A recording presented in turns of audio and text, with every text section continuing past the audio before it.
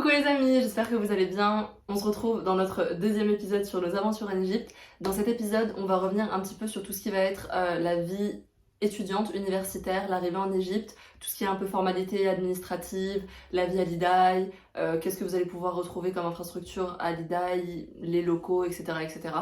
Et avant de commencer cette vidéo, je fais un gros bisou à Aziz qui m'a aidé un peu à savoir quelles seraient les préoccupations des nouveaux étudiants, etc. Parce que lui-même il va intégrer les DAI cette année. Donc sachez que si vous êtes la promotion de M2 2022-2023, vous aurez l'honneur d'avoir Aziz dans votre promo en fait. Aziz, je t'ai affiché, je suis désolée.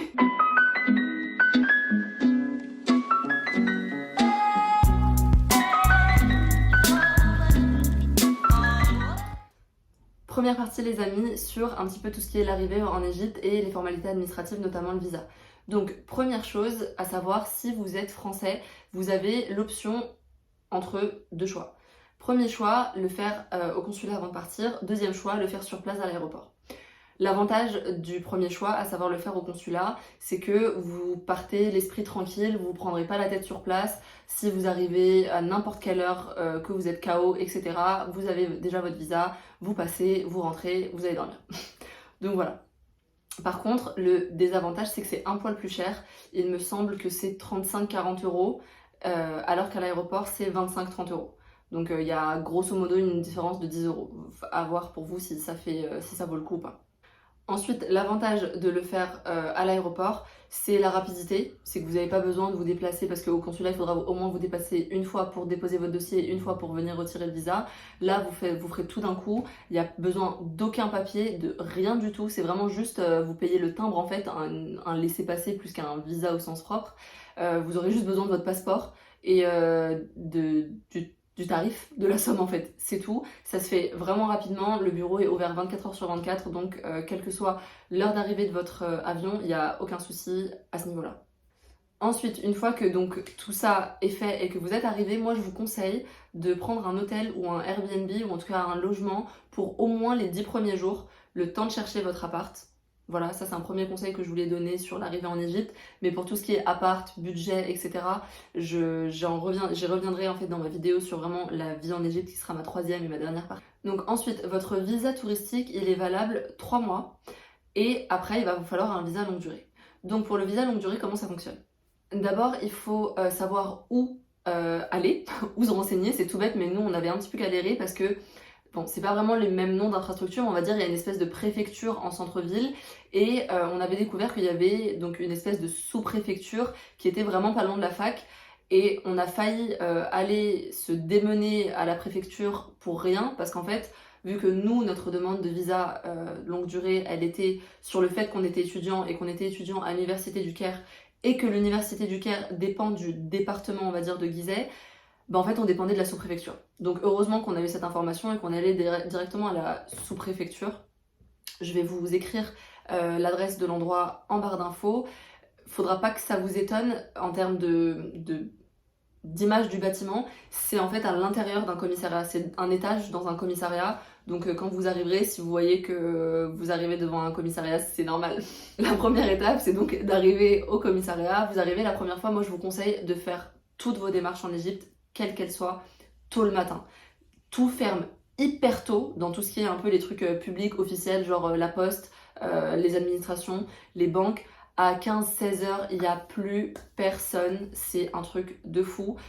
Par contre, ça ouvre relativement tôt, donc aux alentours de 8h, 9h, grand max, tout est ouvert pour tout ce qui est administratif. Donc la première fois, vous viendrez pour vous renseigner en fait sur les documents qu'il vous faut et pour prendre un rendez-vous pour déposer votre dossier. En termes de documents, je peux déjà vous dire grosso modo ce qu'il vous faut, mis à part s'il y a des petits trucs qui ont changé, mais il vous faut un justificatif de domicile, la raison pour laquelle vous êtes en Égypte et vous demandez un visa longue durée. Donc nous, dans notre cas, c'est nos études, donc il vous faudra un certificat de scolarité. Si les inscriptions administratives n'ont pas encore été faites, vous pourrez toujours demander un certificat à l'administration comme quoi vous êtes effectivement étudiant à l'IDAI, donc à l'université du Caire, mais que les formalités administratives sont en cours et que c'est la raison pour laquelle vous n'avez pas de certificat.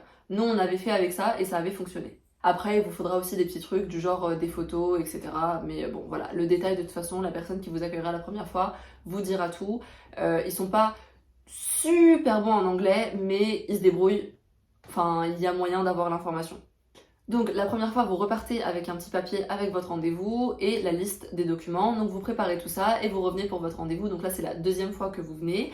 Cette fois-ci, vous allez entrer, vous allez déposer votre dossier qui va être vérifié par une personne au cas où il y a des documents manquants, ce que je vous souhaite pas parce que faire des allers-retours, vraiment phobie. Et si tout est bon, elle va vous facturer 62 livres, ce qui équivaut peut-être à 3,50 €, quelque chose comme ça pour les frais de dossier. Et elle va vous dire de revenir dans 20 jours. Après les 20 jours, vous allez pouvoir directement entrer sans rendez-vous. On va à nouveau vous accueillir et vous dire que votre demande de visa a été acceptée et que maintenant vous pouvez payer les frais de visa. Les frais de visa, ils s'élevaient à ce moment-là à 1700 quelque chose livres égyptiennes, donc quelque chose comme 300 et quelques euros. Donc vous payez les frais du visa cette fois-ci et là on vous dit de revenir, on vous donne un petit papier toujours, un reçu, surtout gardez bien les reçus.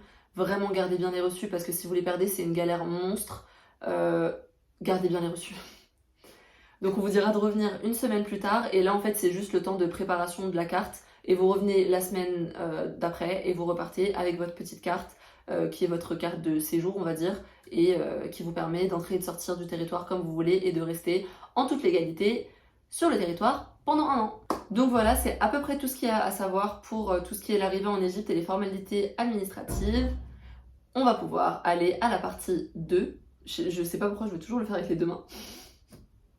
Donc on va pouvoir aller à la partie 2 qui est plus précisément du coup sur la vie à l'Idaï.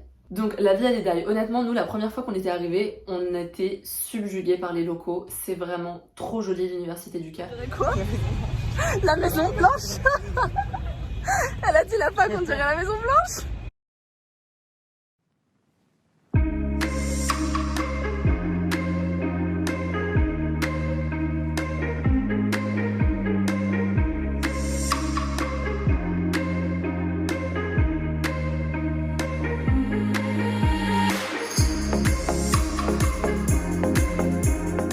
Le cadre vraiment, surtout extérieur, est plutôt sympa. Les locaux à l'intérieur sont vraiment pas mal non plus, hein, mais à l'extérieur c'est vraiment très agréable. Il y a beaucoup de verdure, plein de bancs partout, il y a des endroits pour s'asseoir, pour manger. Entre deux cours, pareil, quand vous avez des trous, vous pouvez toujours aller boire quelque chose, etc.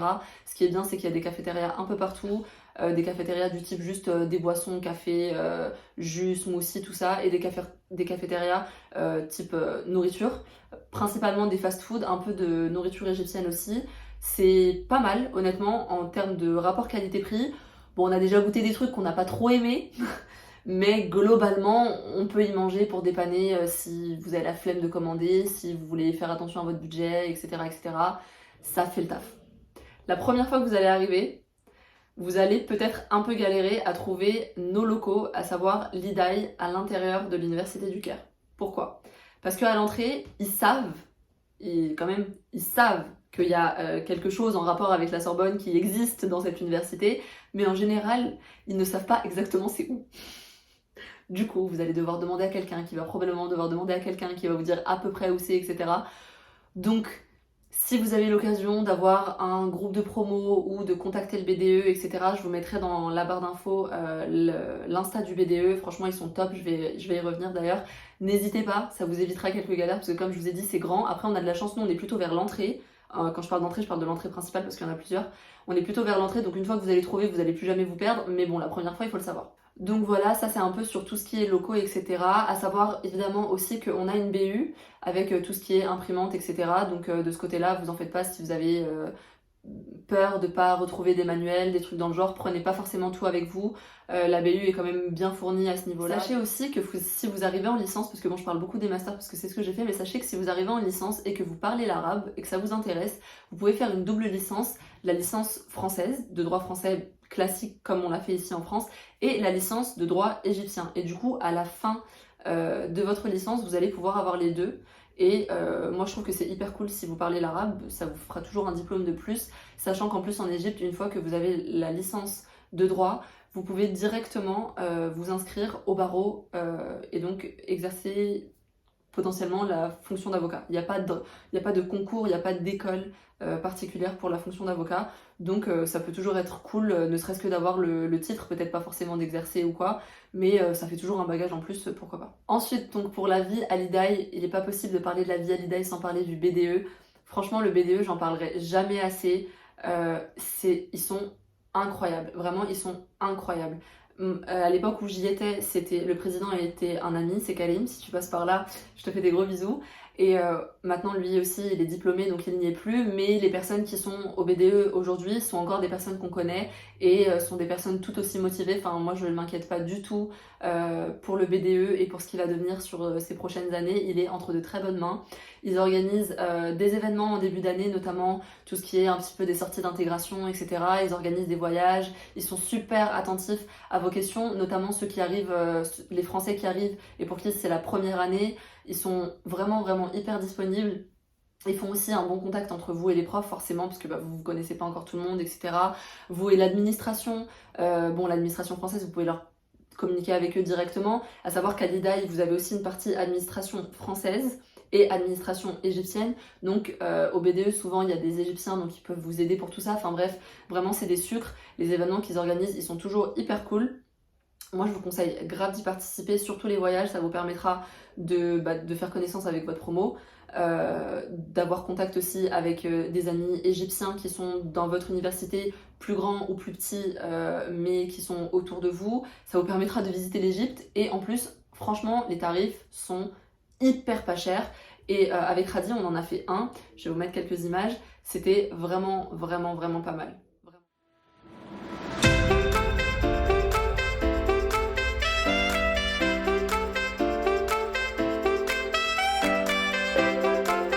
Voilà, c'est tout pour cette vidéo. J'espère que ça vous donnera un petit peu un aperçu de toute la partie un peu chiante du voyage, administratif, etc.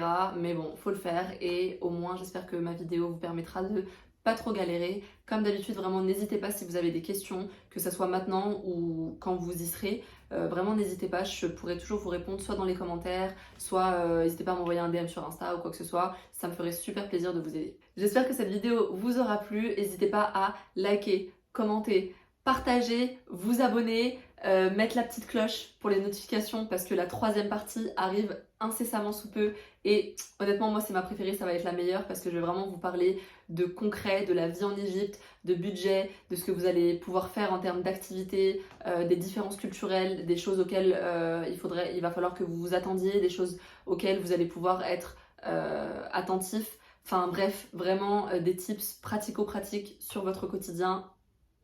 La meilleure partie, puis on va parler des voyages et du coup moi c'est ma partie préférée. Je vous fais des gros bisous les amis et je vous dis à la prochaine.